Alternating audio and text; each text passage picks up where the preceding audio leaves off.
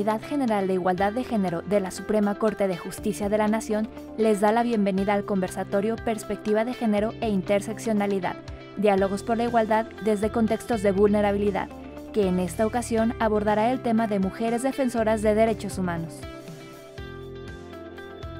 La Declaración de las Naciones Unidas sobre las y los defensores de los derechos humanos reafirma sus derechos esenciales, incluidos la libertad de opinión y expresión, la libertad de reunirse pacíficamente, la libertad de asociación, el derecho a tener acceso a financiamiento y el derecho a desarrollar y discutir nuevas ideas en materia de derechos humanos.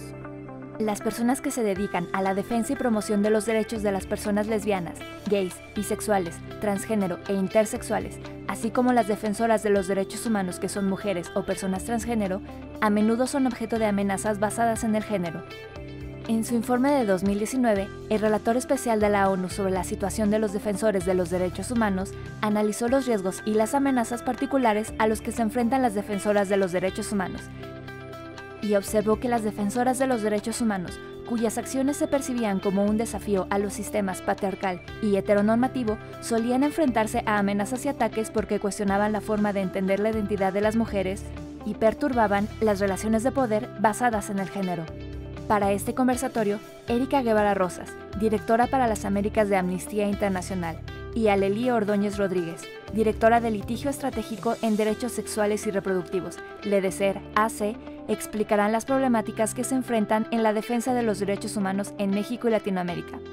Sean bienvenidas, bienvenidos. Comenzamos.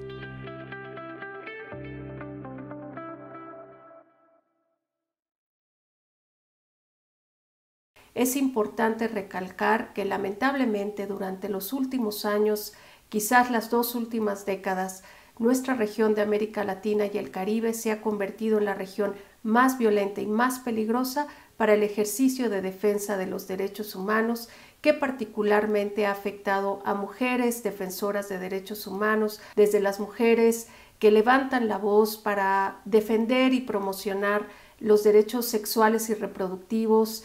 la justicia reproductiva, el acceso al aborto legal y seguro, hasta mujeres que defienden los territorios, el medio ambiente y muchas otras mujeres que de ser víctimas han pasado a ser defensoras de los derechos humanos, buscando justicia por la desaparición o muerte de sus hijas, se convierten en defensoras para prevenir que otras mujeres atraviesen por las mismas violaciones que ellas han enfrentado.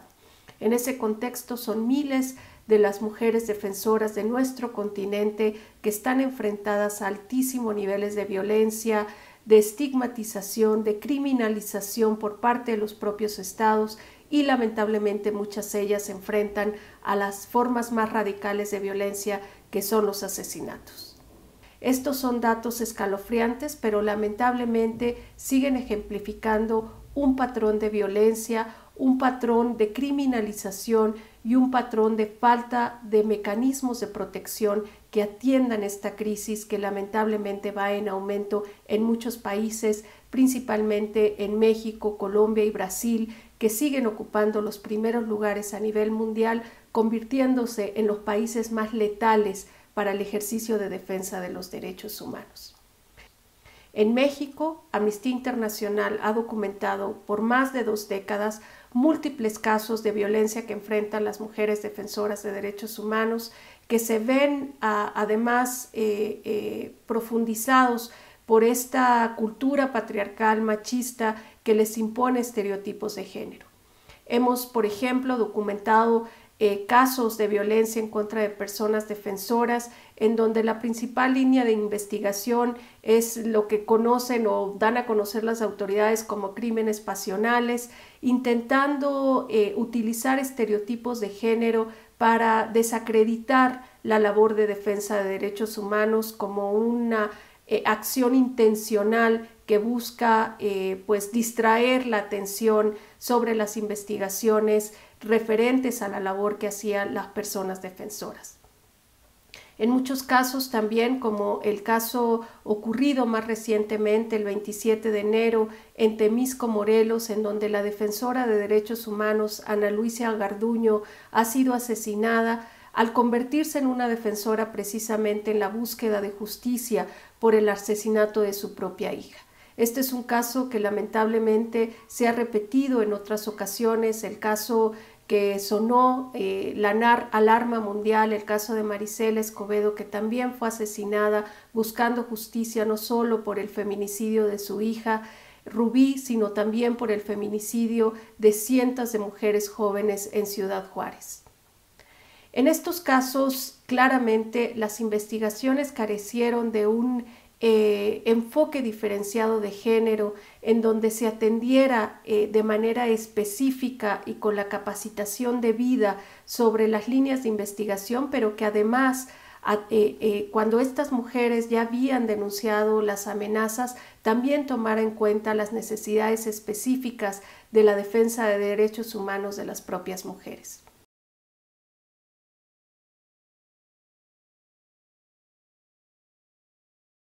Para poder hablar sobre la situación de violencia, vulnerabilidad y discriminación que vivimos y enfrentamos todos los días las defensoras de derechos humanos en un país como México, creo que lo primero que tenemos que preguntarnos es ¿de qué defensoras estamos hablando? Mujeres jóvenes, racializadas, adultas mayores, cisgénero o transgénero, viviendo en la periferia, neurodivergentes, diversas funcionales, viviendo con VIH. Y sin importar todas nuestras intersecciones, a mi consideración, el género es la categoría que transversaliza todos los demás sistemas de opresión.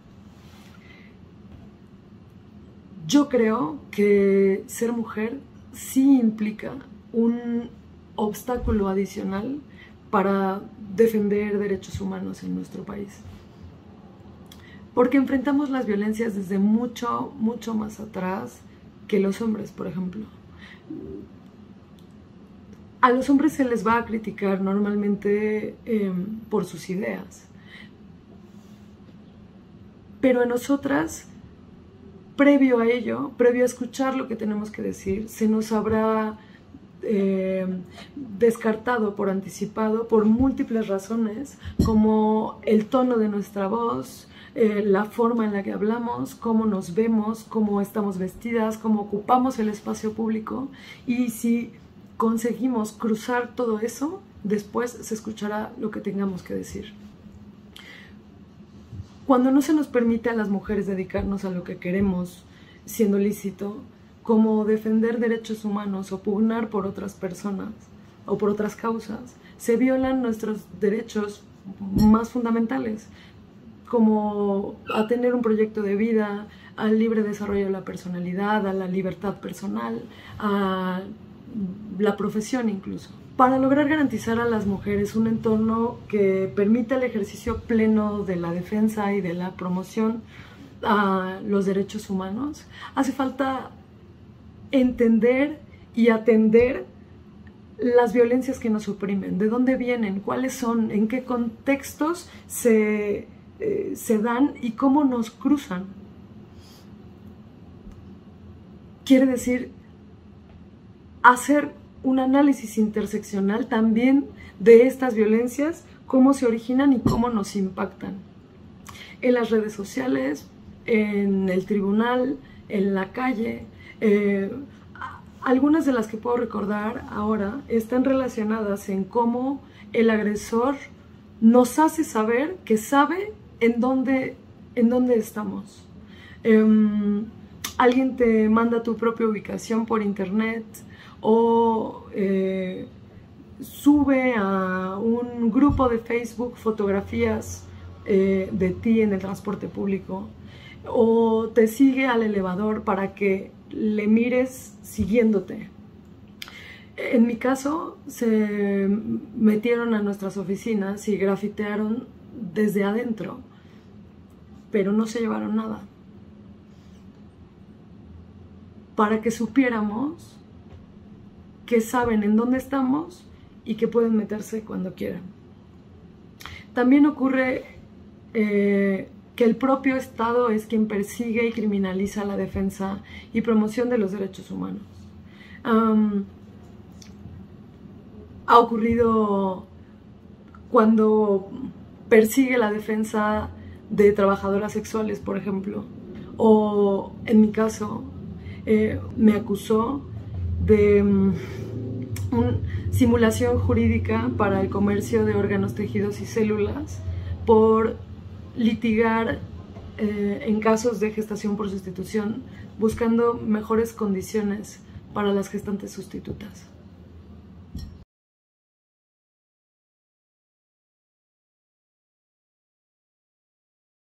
Hay dos casos especialmente importantes que están generando un precedente significativo en la protección de mujeres defensoras de los derechos humanos. Me refiero a dos sentencias recientes de la Corte Interamericana de Derechos Humanos. La primera, la sentencia en contra del Estado colombiano en el caso Bedoya Lima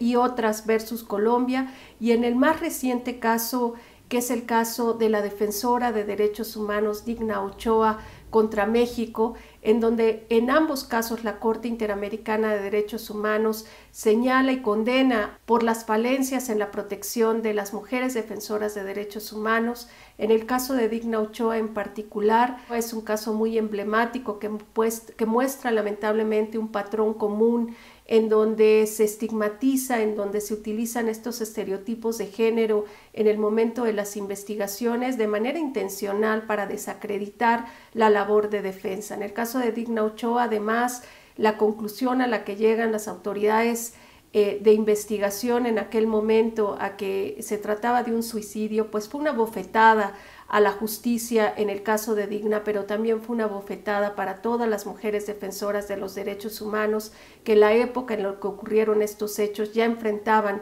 altísimos niveles de violencia. Estas sentencias son significativas en cuanto también ordenan a estos estados no solo la reapertura de las investigaciones en ambos casos. En el caso de Colombia se trata de un caso de violencia sexual al que fue sometido Ginette Bedoya Lima por parte de paramilitares, pero en donde además en la investigación se conoce de la colusión de autoridades del Estado colombiano.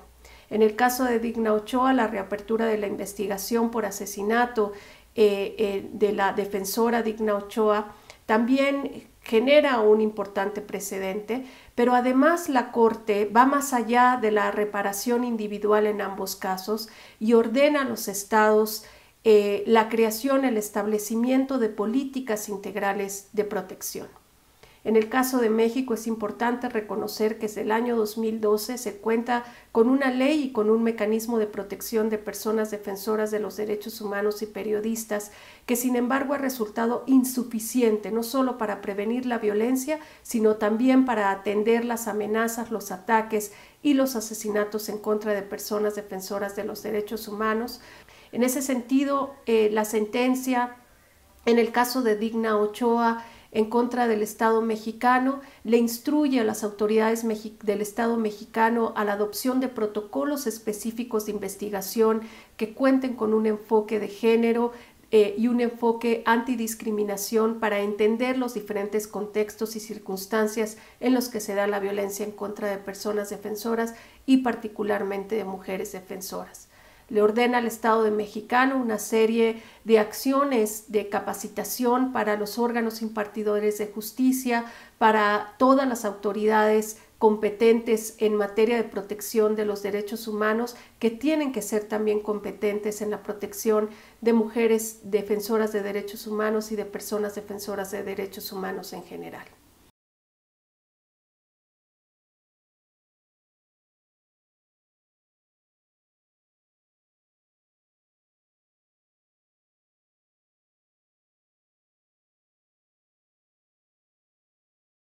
Los retos que enfrentan las mujeres defensoras son múltiples. Lamentablemente, en la región más peligrosa para la defensa de derechos humanos, las mujeres son las que están pagando un altísimo costo, una altísima factura, porque además se ven afectadas sus vidas, las vidas de sus familias, de sus comunidades. En la mayoría de los casos en donde una mujer defensora de los derechos humanos es amenazada, todo su núcleo cercano se ve totalmente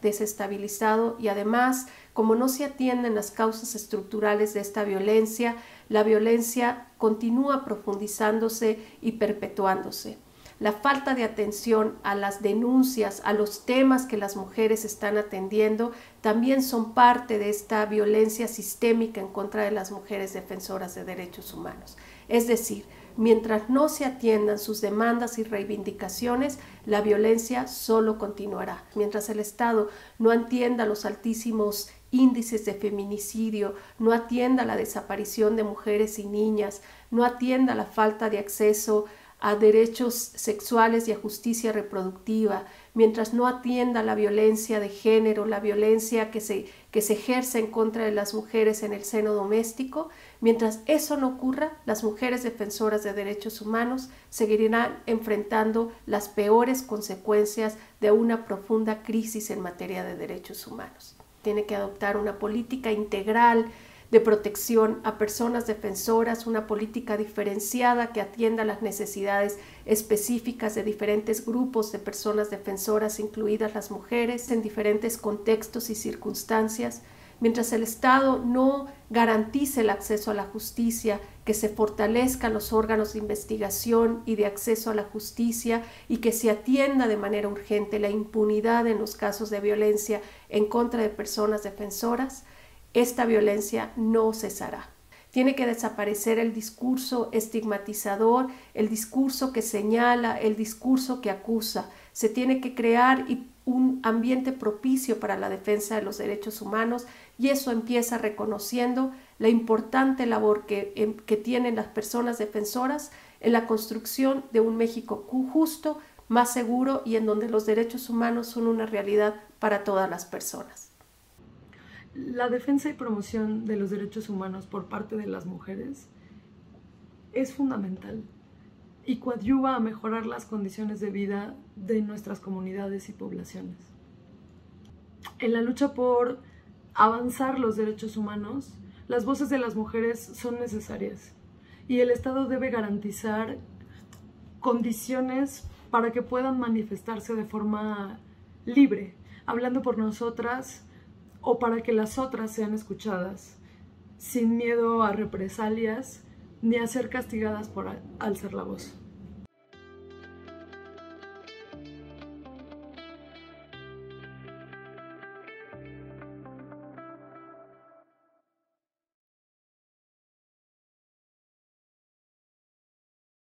Suprema Corte, el poder de la justicia.